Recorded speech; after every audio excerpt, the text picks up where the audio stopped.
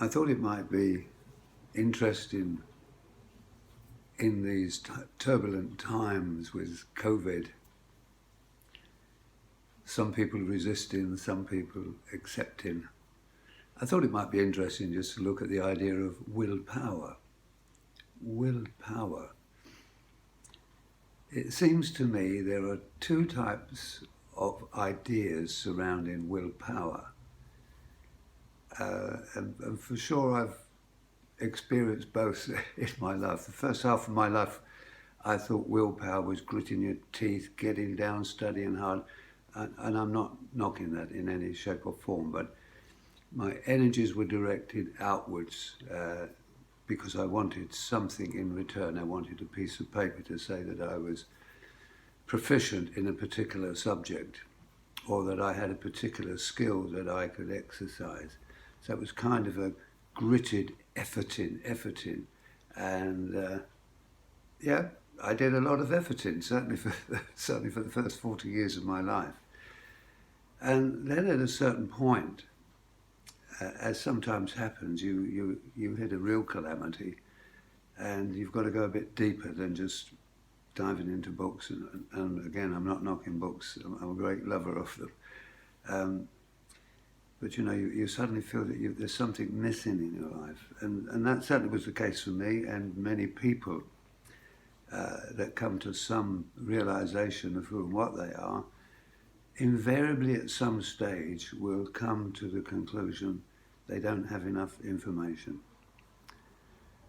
Sometimes they will turn to therapy, again, wonderful service, where someone who's made that transition from thinking willpower is an external gritting of the teeth, you know, pumping iron, doing marathons, again, not knocking that, I'm saying that's really an okay deal.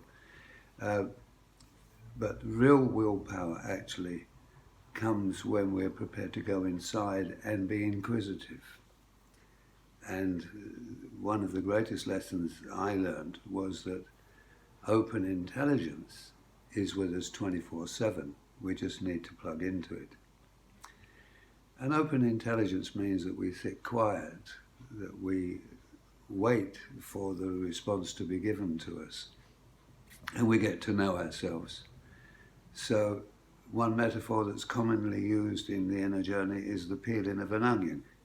Again, great metaphor, and probably true. You start to take away the outer peel, and gradually you come to the inner core of the self.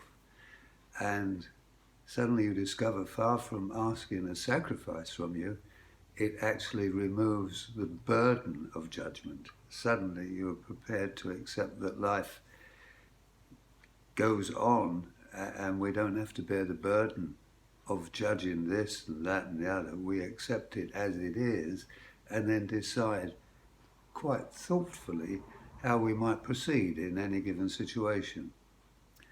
So people with addictions, for example, you can be bound by alcohol, and we think there's an external power that makes us feel good, or drugs, an external power that makes us feel good.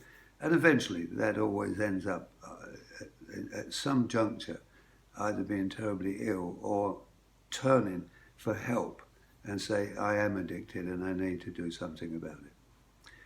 One of the great lessons that we can learn is that we are held captive by something. And if we are held captive by it, we can recognize it, and then we can see if we want to carry on being captured by our emotions, for example, or captured by our thoughts. I think at the moment, social media is very interesting. People with very, very different views about what's right and what's wrong. And some people it will upset and they find it indignant and they rant and they roar. But we all need to find the inner wisdom that's within us. So if you'd like to know more about willpower and how it can be used intelligently as a force that will release you from all sorts of anxiety, depressions, and lack of any kind, do give us a call. We'd love to have a chat with you. We offer a free introduction on Zoom or on Skype, where you can find out, what is this thing called willpower? Is it something that I effort for, or is it something that's quite natural if I learn not to resist it and see what unfolds?